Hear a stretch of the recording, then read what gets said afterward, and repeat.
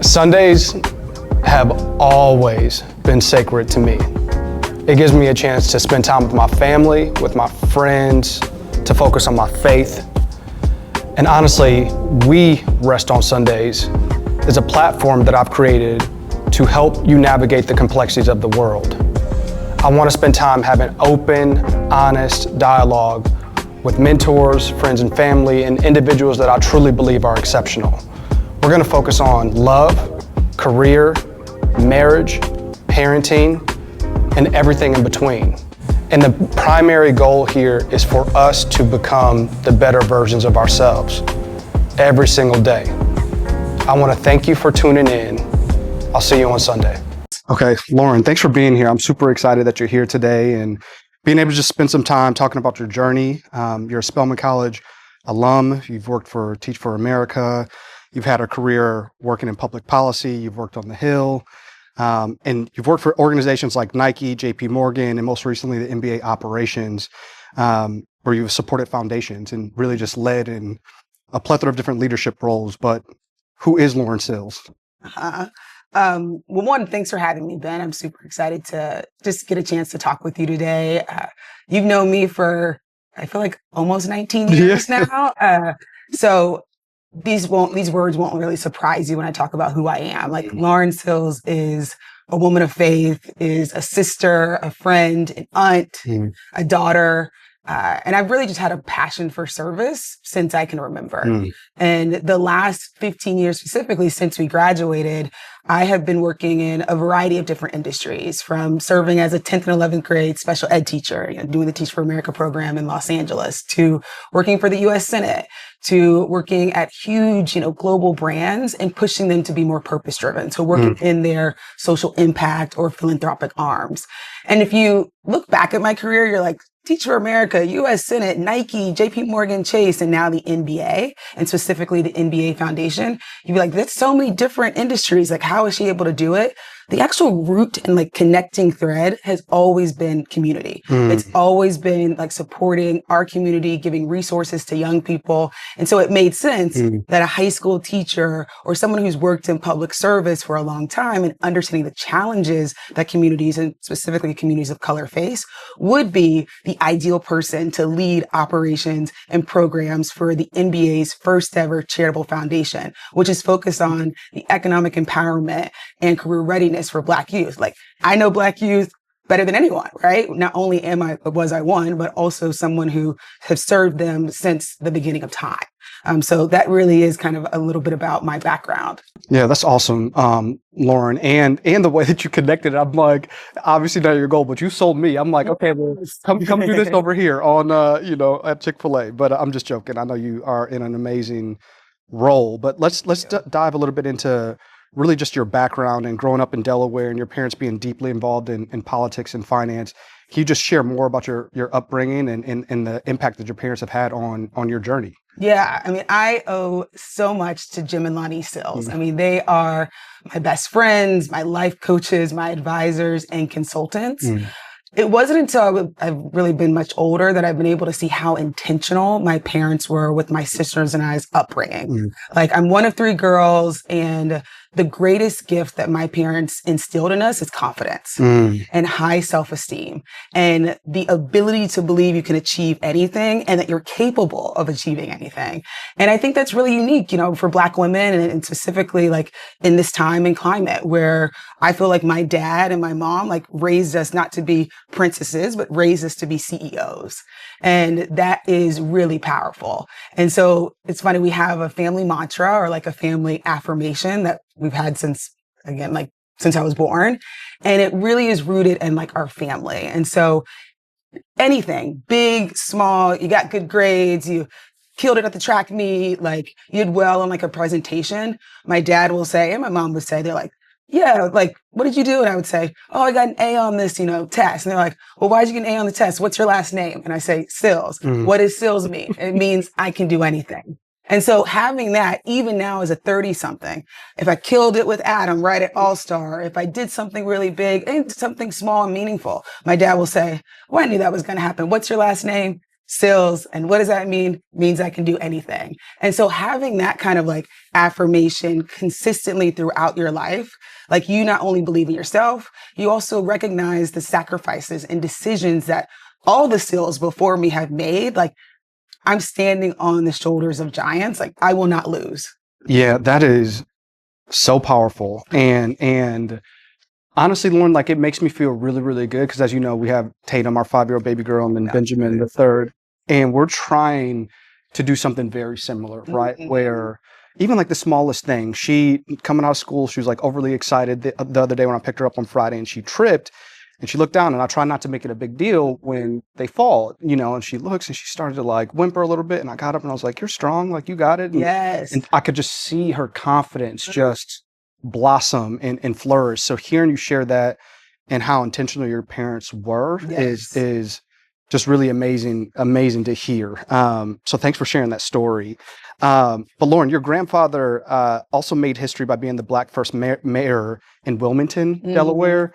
Can you just share more about that impact that it had on you and a little bit more about his journey as well? Because if I'm being honest with you, I think you're the closest friend that I have from Delaware. One from Delaware, and two whose grandparent, you know, was, you know, the mayor of any city, right? Yeah. Like I think that's exceptional, and I think it's rare as well. So you can just share a little bit more about his journey and what that leadership role and maybe what your grandparents have done to really impact your life in a positive way. Yes, I mean. This is my dad's dad. So we call him Papa. Okay. He is 93 and still rocking. But his story of resilience, like originally born in North Carolina, like had a little bit of like a troubled youth, went to boarding school, then, was introduced to the concept of HBCUs and specifically Morehouse College. And so he went to Morehouse, graduated in 1955 and had an incredible, I would say 50 plus year service in 50-year career in public service. And so he did roles such as the city council, such as the school board. He was a state representative and then ultimately the mayor, the first African-American mayor of Wilmington, Delaware, which is where I'm originally from. And growing up with your grandfather as the mayor, like I was, my sisters and I, as well as my parents and aunts, we were always at every community meeting. We were seeing him work every single room. Like not only was he listening to every single person and trying to understand and meet them where they were, what was their issue as constituents, what were some of the challenges that they're facing in the community. I also was able to observe him as a leader because he was bringing people together of all backgrounds. Like if there was an issue, he's going to call everybody in different neighborhoods to come together. And that specifically, I think, has informed me because he really is a man of the people. Like he is someone who cares deeply about our community, even to this day. I mean, he's 93 and he's still sitting, and my grandmother and him sat on every nonprofit board you could think of in Delaware. But even at 93, he's still serving on boards. He's still giving thought leadership and advice and strategy to other leaders in Delaware. And he's been a formal as well as an informal mentor to so many leaders from Ohio. The governor of Delaware, the first Black female senator, Lisa Blunt Rochester, like those people have been greatly influenced by my grandfather. And so being able to see like someone who has a public servant heart and actually make a career out of it was so inspiring, or is so inspiring to me. And also I think has guided me in my career too. Yeah. I mean, I could park there for a lifetime, if I'm being honest with you. Yeah. Because I just think that it's such a unique experience. And like, not only with your parents, but like your grandparents as well. It's like leadership and serving the community has just been, to me, it sounds like it's just been the norm for you guys. And I'm fascinated to like really understand, like, how has that impacted your career journey and like you making decisions to make certain pivots and or align yourself to different opportunities, right? Like you've already worked for, in my humble opinion, some of the top global organizations, like in the world. But can you correlate it to like, do you think it's a direct impact of your upbringing and like seeing your parents be successful and thrive and your grandparents as well and really just having servant mindsets and hearts? Yes. My parents, I think, again, were incredibly intentional and now even looking back, I've been more nostalgic more recently, and everything for my parents, they wouldn't say this, but I'm saying this, like, was a test, was an opportunity to grow. I really do believe my parents groomed us in many ways to be these leaders and CEOs of organizations. And the examples now I'll give you is like, for the typical child, you might have like summer school, or you might be doing a summer camp. Like, we were doing some of those things, but we also had Sills summer school. So we were the kids who had to like read the newspaper. My dad would say, you're going to read this section, Lauren. And I would read it. By the time he came home, I need to have a report and be ready to present it. If I wanted a dog, I needed to present a PowerPoint presentation on. So you're always presenting a case. You were always like literally refining your public speaking skills, your selling skills, your persuasive skills. And maybe my parents, one, like could see that in us and also thought that was like a little bit of a training ground. Yeah. But then two, like I had a resume in the second grade. Like I was able to articulate what I liked, what my interests were, what my skill set was at a very early age. And because of my parents' schedules, we also were with them my mom's an attorney, my dad is in financial services. So we were constantly at a bank. We were constantly at my mom's law firm, and we were soaking up what it was like to be in like corporate America.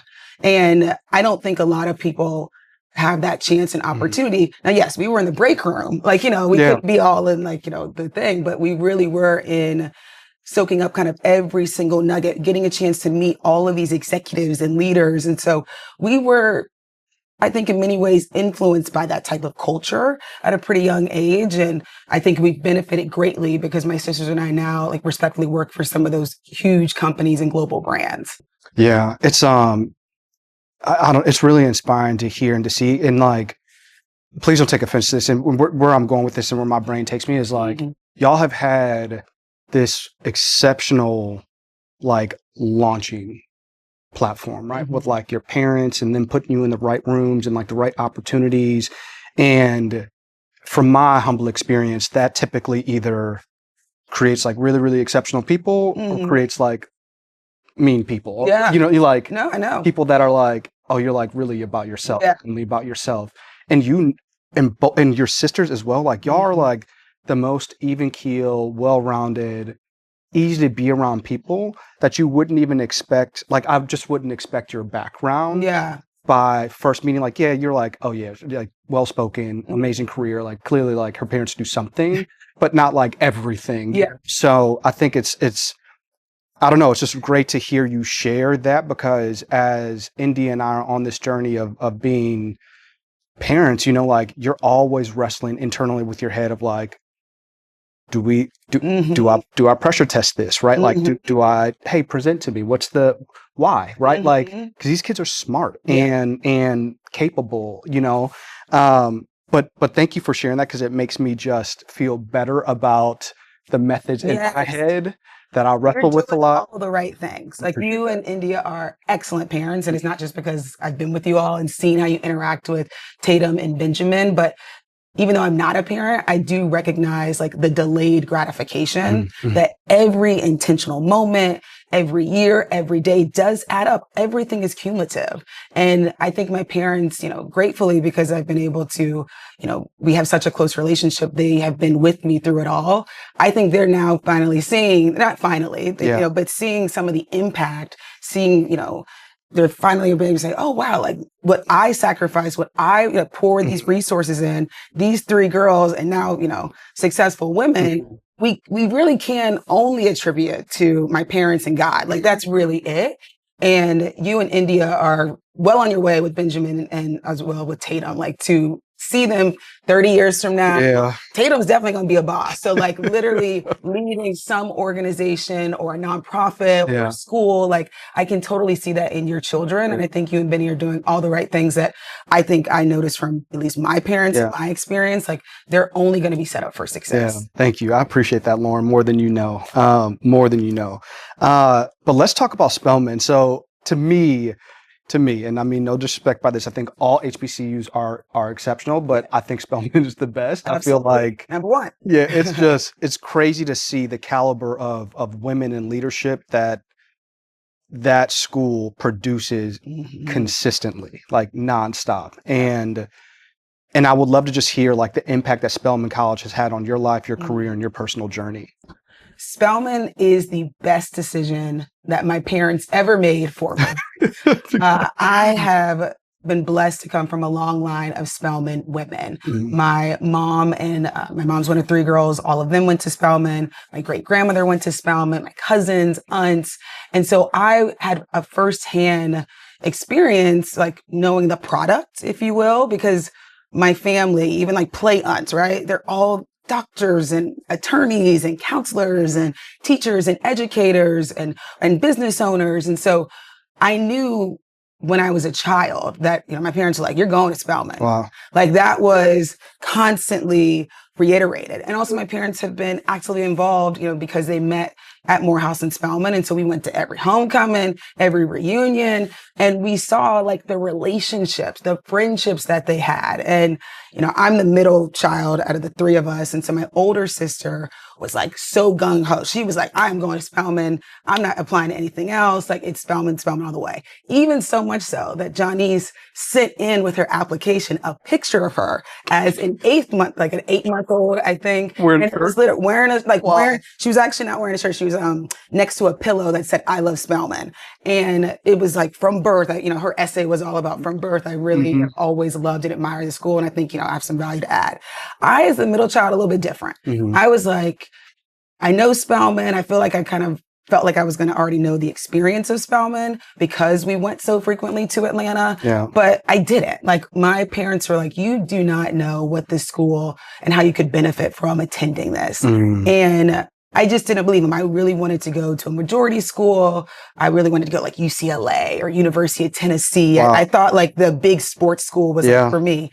But then looking back, I only went to small schools, like really the small classroom setting where your teachers know your name and they're invested in you is the type of environment that I was going to thrive in. My parents knew that. Me as a 17-year-old was like, no, forget that. I really want to be one of 50,000 people like at UCLA. My parents kept saying the check is going to Spelman. Wow. If you get a scholarship a full ride scholarship to Harvard, name the Ivy, my parents were like, you can go. I didn't get into those schools, but I got into Spelman and my dad took me down there. And it's this beautiful story where I had been to that school probably at this point, because I was like 18, hundreds of times. Yeah. And for the first time, I'm sitting in Sisters Chapel, which is like an iconic place on Spelman's campus. And the director of admissions, now everyone's admitted to Spelman at this point, and they're with their parents. It's like kind of the admitted like weekend.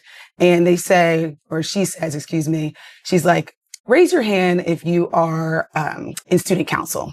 And so people raise their hand. They were like, raise your hand if you're in AP classes. People are still raising their hand. Raise your hand if you are specifically in like the cabinet of student council. So treasurer, vice president. People raise their hand.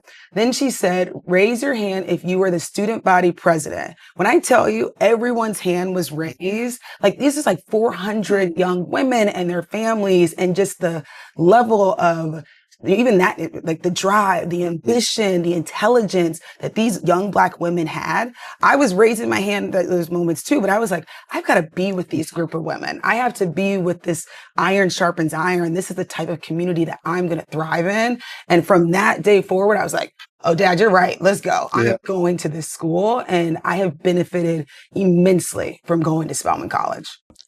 That story is exceptional. Oh, thank you. And what you just shared is legitimately what I felt like by just attending an HBCU. The first time in my life, I was like, oh my God, this is where I was designed to be. There are other kids that look like me, different shades of me, different hues of me, that speak like me, that don't speak like me, that come from trauma, come from exceptionalism. And like, we are all here trying to figure it out together. And it's just beautiful. So that story alone of being in a room of 400 young women that were all probably the top in their school, that are now coming into this super intimate setting, right? And not competing, but like just around, iron sharpens iron, other exceptional young women as well. And incubator in many ways. And it was one of those things where you're like, you didn't even realize the greatness sometimes when you were on campus. Like, but now as we are further away from school, our friends, our relationships, like the way that we cheer each other on, the encouragement, the prayers, like we really have seen each other through all of these different milestones. But what's remain consistent is like, we are just as excited for each other when you get the new job. We're just excited when you get that new promotion. We're just as excited when you have a child or bought a house. Yep. And so I'm more grateful even for the relationships, but absolutely the careers and the way that I have been able to lean on big, Spelman sisters, aunts, family members, like that has only propelled me forward. I feel almost like every job I've had, there's been a connection to the Atlanta University Center. Yeah, it's good. And before we pivot off of Spelman, I want to talk about you're a member of Delta. Yes. You pledge HK at Spelman College. Just talk more about like that impact, your why, and how that has shown up and like served in your life to today. Mm-hmm.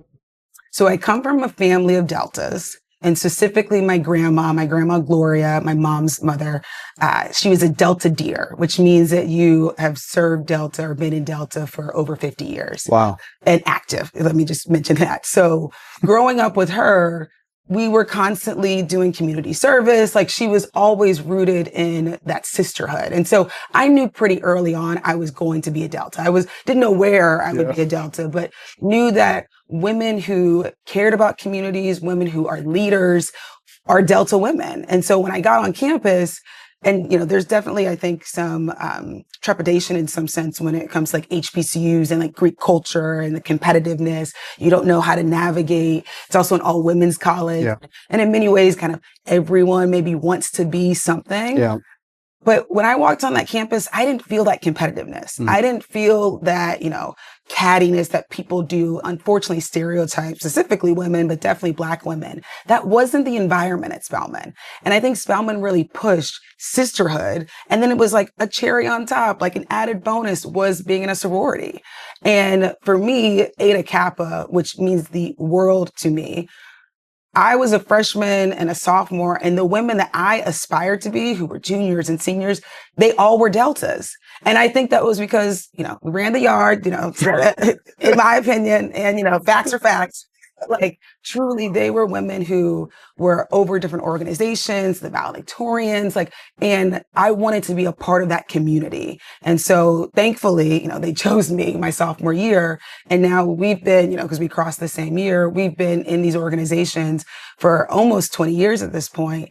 And I have benefited greatly from the lessons I learned during that time period of pledging, as well as, afterwards, the relationships that I have with women across the world, especially women across Eta Kappa, like the comfort and love that I get to experience when I walk on that campus and see a Delta or see a soror, like that's just unmatched. And so I think Spelman, you almost get like two sisterhoods, right? Like I get to go and relate to a Spelman sister who we were in the same dorm or we had classes together. But then I also get to relate to women who value the same principles and values and service and scholarship and sisterhood that we receive from Delta. Yeah, that's good. Thank you for sharing that. And I think, as you know, pledging and being able to join a fraternity or sorority, especially at an HBCU, is really just like the icing on top. Like, yes, it is a brotherhood at Morehouse and a sisterhood at Spelman, truly, but being able to create like an even deeper bond with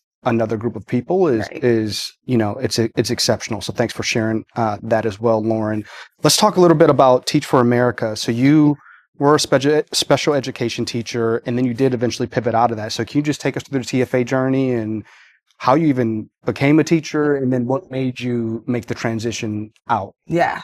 How much time you got? Because this is like the Teach for America. And I think one is an incredible leadership organization. And I recognized pretty early on, Tevi Monk was actually my recruiter, and she was I know that Tevi's the best. She was very influential in my, acceptance into Teach for America and guiding me into that entire, process of being a teacher and being an excellent one. But when we were at Spelman, when I was at Spelman, we had a ton of opportunities for service. Not only as a Spelman College student were you required to do community service hours, but then of course, when you're a sorority, you are building programs to serve the local community. So I was always serving as a tutor. I loved young people. I loved kids, particularly I loved high school. So I was like at Frederick, like I was always kind of just mentoring and tutoring young people. At the time, at 21, I thought that tutoring and teaching were going to be similar. They are not similar at all. Like tutoring, you're spending 90 minutes with them. Yeah.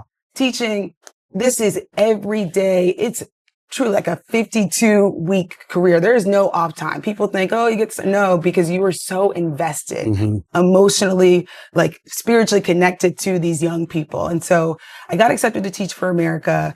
I did Los Angeles, or that's the city that I was based in. And I was a 10th and 11th grade special ed teacher. And that experience was transformational. I mean, that was easily the hardest and most challenging job I have ever had. And when I look back at that 22-year-old, I recognize that that was really like my grounding in leadership, because serving as a teacher is like the best first job. You are managing a large group of people. You have to motivate them. You have to coach them. You have to meet them where they are. You have to service their needs in different ways. And then you're also bringing people together and mobilizing them to reach a goal. You are constantly public speaking. You are constantly, presenting lessons and convincing people that they have the skills and empowering them to reach for those certain goals that they're looking for. And so I learned pretty quickly at 22 what it meant to be an effective teacher, which now means what it means to be an effective manager. And there were so many challenges because the school, unfortunately, is like thousands of other, schools and communities. It was significantly under-resourced. And the school that I was in Southeast LA. It was 100% Latinx community. I was the only African-American person in the entire school. Because it's high school, there are just a lot of challenges that young people face. And this was 15 years ago. And unfortunately, some of those same things are happening today. Students who are misdiagnosed and, told that they're in special ed when really they haven't been invested in, and they've been unfortunately, put in situations where they're not getting the care and investment again that they need to be successful. Students who ran away from their parents, students who were unhoused, students who were undocumented, students who were parents. I had 4 girls in my homeroom who were parents. Wow. And, there was just so many students who unfortunately, attempted suicide. I had multiple students who were doing that. And every day it felt like a battle. Like it felt like I'm really like setting myself up for like armor going in. It's a war, because I was so fearless. I thought I could solve these complex societal issues. But I was just one person. I wasn't going to be able to solve all of the challenges that my students were facing. And some of them I wasn't even able to like relate to or get to, right? There were so many challenges, but it was so transformative, because if you would have told me the effort that I would have had to put in, or Tevi would have told me, I don't know if I would have done it. Like the challenge, like a teacher now, I can't even imagine. Like we owe them so much. But when I was a teacher, it was this experience that I think has shaped me so greatly. I'm constantly thinking about that young woman who, was in 12th grade, but reading at a 4th grade level. I'm constantly thinking about my student, Jose, that like I got him to read from, 4th grade to 8th grade reading level. Students that we were inspiring and getting into community college, like those were the wins. And they really were changing those young people's families and lives. Like they were the first people in their family to go to college. So I hold those moments like very, dear. But I also think about the students that I couldn't help or couldn't get to. And so that really has motivated me to continue to find ways, whether it's companies, whether it's a government, to support those communities. And I really do think, even though I don't, speak to all my old or former students, I know that the things I do today have great impact in their lives, in their communities. And so I do feel like I owe a lot to Teach for America, specifically that teaching experience, but also that I'm able to say today, like, I'm bringing their stories, I'm bringing their experiences into my day to day. And that also like keeps me motivated to keep fighting. Yeah, that's great, Lauren. It's really great. So you've had an exceptional career at this point. We've been out of school for 15 years. Yep. You're 15 for us, and you've had a plethora of different, just amazing career transitions. Can you, one, share a little bit more about like how have you really led and leaned into those career transitions and like had the confidence to make that jump? I definitely think it goes back to my parents. I mean, and also another mentor of mine, I'll actually kind of give a little background. So at Spelman, she's passed away, but her name was Dr. Jane E. Smith, and she led the Leadership Center at Spelman. And I was her intern for a semester and also participated in her program, her leadership program. And before it was called multi-hyphenate, like that's what she was cultivating in us. She was constantly asking us, like, what are our interests? Because college sometimes can be pretty linear or binary. You got to take this class to get this. You got to be an economics major so you can work on Wall Street. That really wasn't a concept that she subscribed to. She was like, Lauren, what do you like to do? You could do it. And so that, in concert with my parents constantly like feeding me with encouragement and love and support and time and dedication, I was the person at Teach for America who literally during our summer off, which we only had 5 weeks, I did an internship on the Hill. Like I was the person, I was like, I'm going to maximize these other passions that I have. I'm not just going to kind of sit and wait. I'm going to work really hard. I'm going to do the research. I'm going to learn about all these different careers because God has called on my heart these different, dreams of mine. Why not pursue them? And so I just leaned in and did, I would say these career pivots that yes, people were like, when I told my students I'm leaving and I'm going to work for the U.S. Senate, they were like, huh? What? What do you mean you're not going to be here next year? But I knew I would be able to make a difference for them because I was interested in shaping education policy. Yeah. I was interested in taking, those stories and experiences and giving that to state and federal legislators to say, this is the reality. What are the policies that you're going to do that are going to affect my, young people that I got a chance to be with? And so for me, yes, it's probably intimidating and scary, but I have this drive in me that I think God, has put it on me where I literally don't fear anything. If I want to go for it, I believe I can, and I do. And if you would have told me when I was a teacher that I would be working and be a leader at the NBA, I would have believed you because, at the time I was like, that doesn't seem, feasible. But I also believed I probably could be there too. It was just more of like the confidence in addition to the hard work ethic. Like that's an unstoppable combination. You got it. You got it. And since you mentioned the NBA, I do want to talk about that. So you lead operations now for the NBA's foundation. Mm-hmm. Can you just share more about your current role and like what are you working on? And then what excites you most about the next 12 months? Yeah. So 5 years ago is when the NBA Foundation was started. It's the league's first ever charitable foundation. So August 2020, when the league was, like many other corporations, wanting to do more for Black communities, the league, as well as our teams, pledged $300 million over the course of 10 years for Black communities, specifically Black youth ages 14 to 24. And so the foundation is rooted in economic empowerment and career readiness for Black youth. And I was the second person hired. So I have been able to see and really be on the ground to build a corporate foundation for a global brand. It is a very unique opportunity. I feel incredibly privileged because it's like the intersection of my like personal passion for our communities as well as professional expertise. And with working at the league specifically, I have been able to go from like a team of 2, it was just my boss and me, to now we're a team of 7. And we've been able over the last almost 5 years, give $125 million to 240 nonprofit organizations across all of our NBA markets.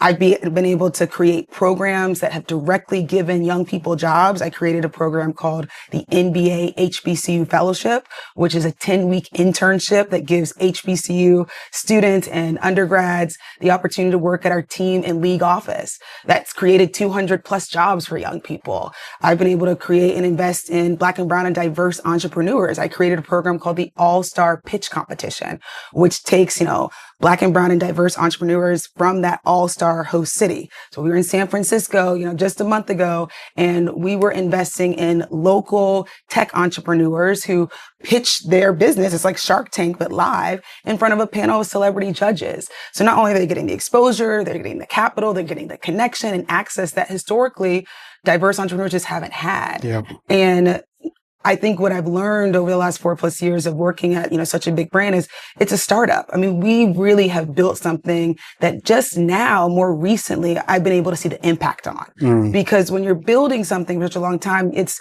every day, it's on the weekends, it's 5 a.m. until 10 p.m. because I'm so passionate about this.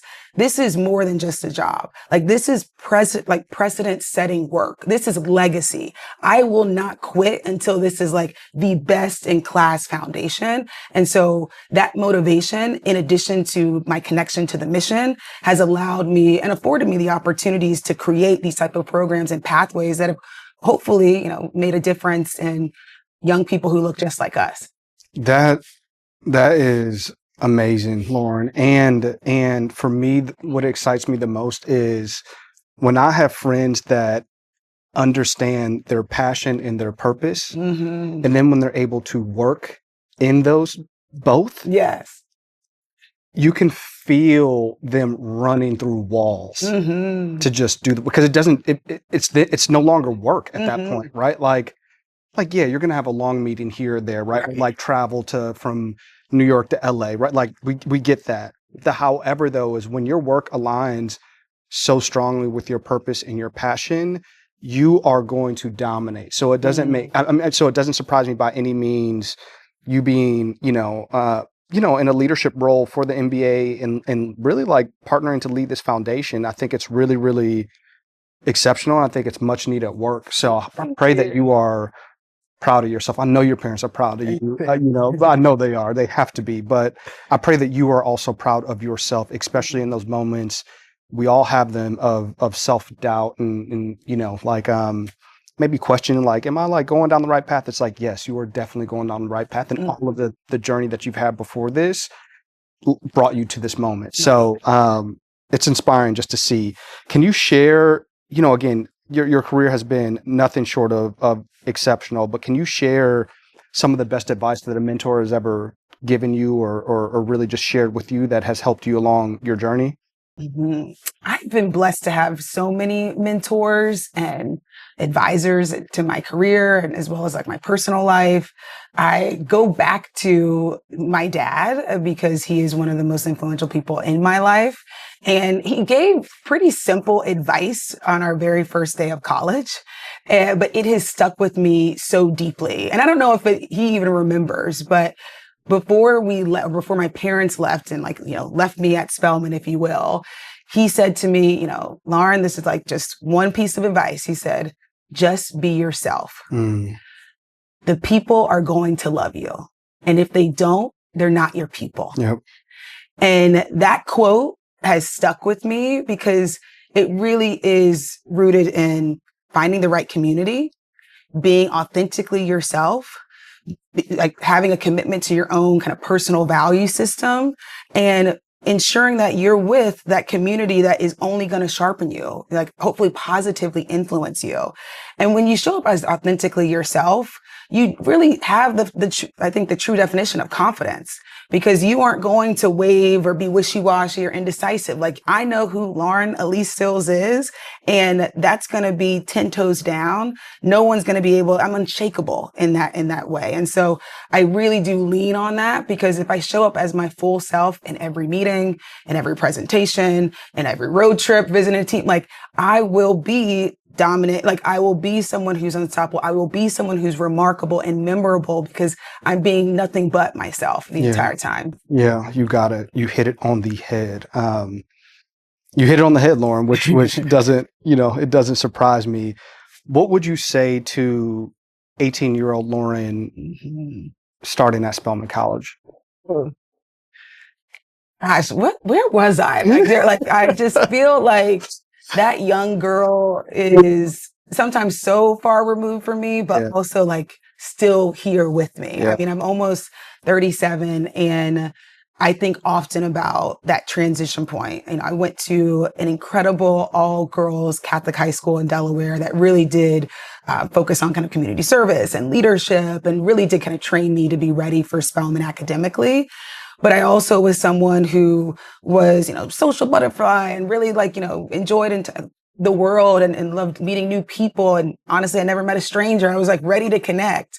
But I would tell that girl, like, to have a stronger faith, like I didn't have like a big relationship with God at that point. And I would tell her to like keep going because you really don't know what God has in store for you.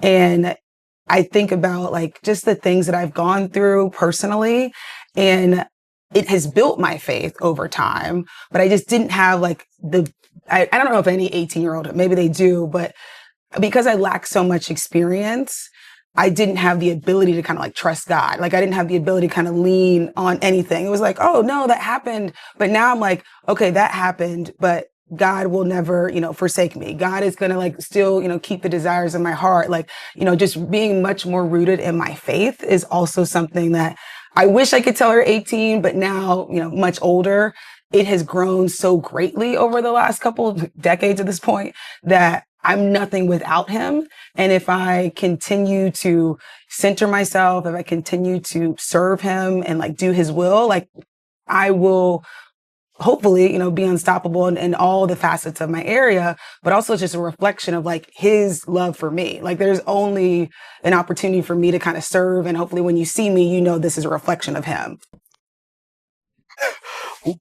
That is one of the best answers that I've received on this platform, which is, it's just really, really great and refreshing to hear, because that's something that I personally also, I don't want to say continue to struggle with, but I look back on it, it was like that college journey, that 18 freshman, sophomore year, like, boy, was I not walking with God, right? And it wasn't that I was misbehaving or a bad person or a bad kid, but it was like, I wasn't going to church. I wasn't, I'm like, we're sleeping in. Yes. Like, it was like, church. Yeah. Like, I wasn't listening to gospel. I wasn't listening to gospel. I wasn't going to church. I wasn't talking about God. I wasn't talking about faith. I was honestly almost like shying away from it. I had like a line brother or two that were like super devout and like very disciplined when it came to their faith. And I was just like, let me like shy away from this guy for a little bit for this season, because like I'm not where he is.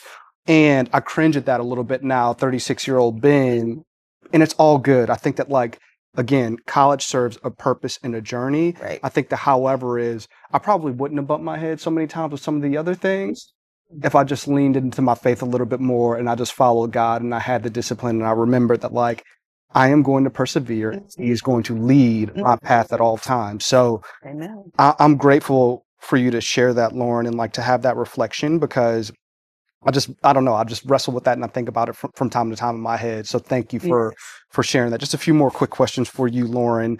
But with such a rich professional journey, one, what's next for you, and or like, what are you the most excited about coming up? So I think I said it earlier, like God has placed a number of dreams on my heart. Like I hope I really do live to be like 103 so I can like accomplish all of these things. But in the immediate, I have been, pretty successful as it relates to kind of corporate social responsibility and being a leader in that. And so I think next for me would hopefully be to serve an executive director or president of a corporate foundation. I see that I have like not only the skills, but leadership experience and just the extensive background with all of these, global brands to lead a corporate, philanthropic arm. And so that definitely is probably in the near future. I also see myself getting back into education. I really enjoyed my time. I know I talked about a lot of challenges, but I really did enjoy teaching and molding and shaping and just investing in young people. I find such like great joy from that. And I would love to serve in a capacity of leadership, specifically at a HBCU. And so I hope to be able to do that. Hopefully it's at Spelman, but I see myself really being able to kind of shape and mold the next generation of leaders. And I also have dreams of like serving people, because I have always had specifically this one dream of starting a nonprofit organization. I'm not sure where I'm going to start it, but I know I have it on my heart too. I've had it since I was 12. Yeah. I had my sixth grade teacher. Her name was Amy Garcia, and she unfortunately experienced homelessness as a child. And I was so inspired that she, had all these kind of trials and tribulations, but she became like my math teacher. Like I was like, oh my gosh, like this is so amazing. And so I had this idea to have and build a luxury homeless hotel that essentially is modeled after like the Ritz-Carlton, that has like the luxury and honestly dignity that folks who are unhoused deserve. And it would have in this hotel all of the services that you would need to get back on your feet. Because now we know, many Americans don't have emergency savings. Many Americans are one paycheck away from being unhoused. And I would love to have kind of the Amy Garcia Hotel in, all these major cities. So you're able to kind of enter it in for 6 months or 12 months, you and your family have an address so you could actually get the job and do the things and have the career and kind of workforce development opportunities at this place to really get people to the level that they want to be at. And so hopefully I start that. And, if we have time, maybe this is when I'm in my 80s and me and my husband, my future husband, I'm going to put that out there. Hopefully I'd be able to get into hospitality. I love to serve and, host events and throw parties.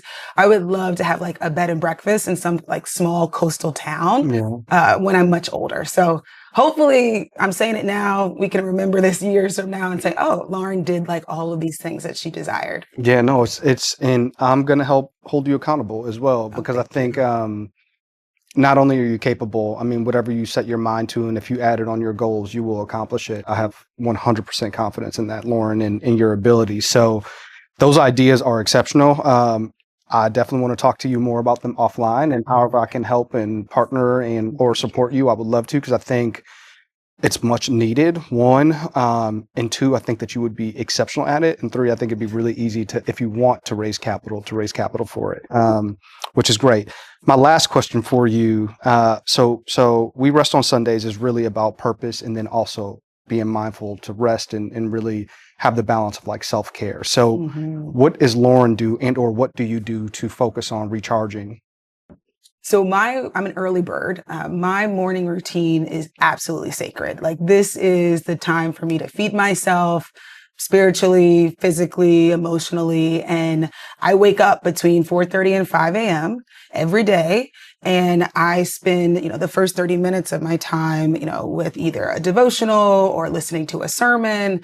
And then I spend some time actually reading leisurely. I also spend time writing in my gratitude journal every single day. Again, that really helps to kind of center me and really start to think about, before I get into the emails and everything, it's like, I'm just grateful to be alive. Yeah. I'm grateful to have legs to walk and run and to work out. I work out mostly every day. An outlet for me physically is running. I've always loved running since I was a child, and now more recently have gotten into distance running. So I've been able to run 3 half marathons. I hope to run a marathon at the end of this year. So running always allows me to have like the freedom that I get in the morning. That runner's high is like really real. And I love having access to that before I start like my intense work day.